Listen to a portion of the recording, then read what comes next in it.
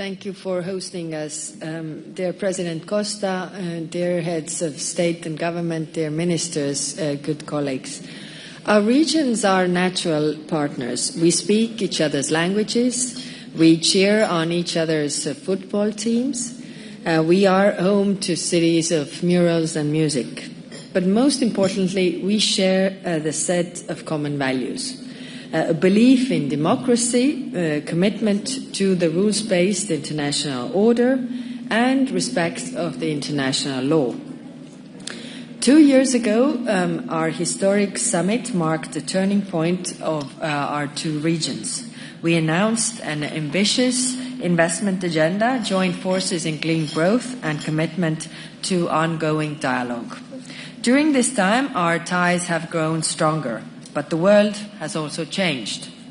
It has grown harsher, more competitive, and more volatile. And we see that security and prosperity require diversification. We all need trusted, reliable partners. With this summit, we deepen our partnership and show that we are not just natural partners, but we are partners of choice. I want to focus on three shared priorities. First, trade and investment. Our two regions are connected by a dense network of trade agreements. In 2023, 410 billion euro of goods and services flowed between our two regions. The European Union is the largest investor in our region, in your region. At the same time, around the world, we see a turn inward. Towards isolationism. But we cannot close ourselves up. On the contrary, in these times, we need to open ourselves to others. European position is very clear. We will remain a stable, predictable, and principled trade partner for CELAC. We are proud of our strong network of agreements. We are working to finalize the agreement with Mercosur and update our agreement with Mexico. And we are expanding our investments because these partnerships benefit us both. Take critical raw materials, for example. We are committed to building value chains that are truly local. This creates jobs locally. The Global Gateway program is at the heart of our investment strategy. 2 years ago, we committed 45 billion euro to this region by 2027, and we have already mobilized 31 billion euro in the last 3 years. Over 100 projects are underway, from green hydrogen in Brazil to sargassum in the Caribbean to sustainable transport in Costa Rica. We are also doubling down on the digital transition. 2 years ago, we launched the EU-LAC Digital Alliance to expand connectivity across the region. But we know there is still more to do. That is why Europe will expand our support for shared satellite infrastructure, so that every community, no matter how remote, can get online, and so that you control your digital sovereignty. But the ability to succeed in the digital economy depends on computing power. You cannot compete if you cannot compute.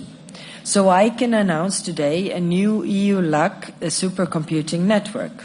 This is a shared network of resources and investments across our two regions. My second point is clean transition. We are meeting right before the COP30 negotiations start. President von der Leyen was in Belém this week. We have already made enormous progress on our climate targets. A decade ago, we were headed for 3.7 degrees Celsius of warming. Now the projection is below 3. The EU has just adopted its NDC for 2035. 66 to 72% in greenhouse gas reduction by 2035 from 1990. And this is a milestone on our path to reaching climate neutrality by 2050 and to keeping the Paris goals within reach. And for the first time, renewables have overtaken coal as the world's leading electricity source. But the destructive effects of climate change are already here. The devastation caused by Hurricane Melissa just days ago was yet another stark reminder. Europe joined emergency efforts, sending essentials like water, shelter, and medical supplies. But we must also address the root cause and accelerate our efforts against climate change. Latin America and the Caribbean are setting the pace. Your solar and wind resources are amongst the strongest in the world. Renewables make up 65% of your electricity generation. Today, I'm proud that we will give support to the Regional Electricity Integration Initiative. And this is the path towards a cleaner power and greater energy security. Ladies and gentlemen, the last point I want to raise today is the security of our citizens. Here, too, we share a set of concerns: organized crime, maritime security, and cybersecurity. By working together, we can do more to make our citizens safer. We will increase our support for existing programs and step up our coordination between Europol and your law enforcement agencies.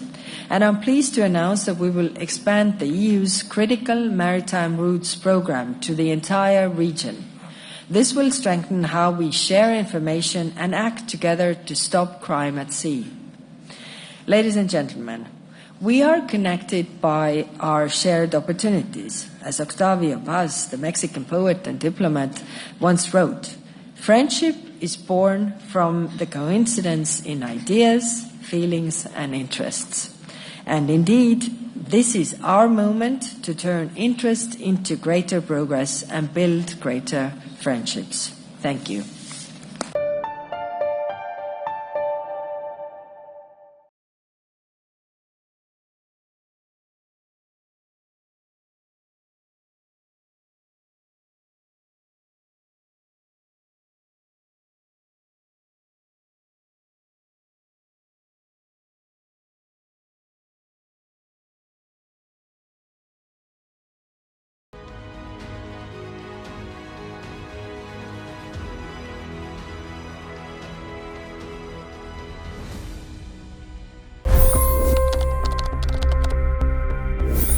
$25 crore गरीब गरीबी को परास्त करके बाहर निकले।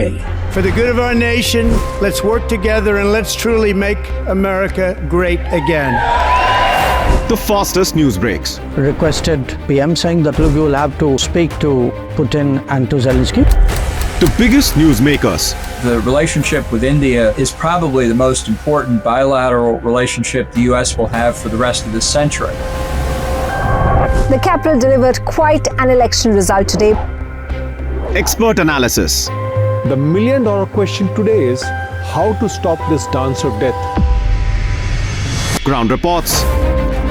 I'm standing at the crossroad of the Kumbh Mela. Behind me are more than 100 entry ghats. Long-form interviews. Exclusionary politics is reflected in Manipur case as well. You don't bother because this is a small state.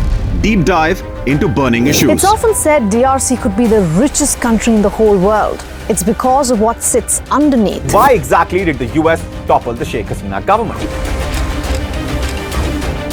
HT videos. We don't just break news, we break it down.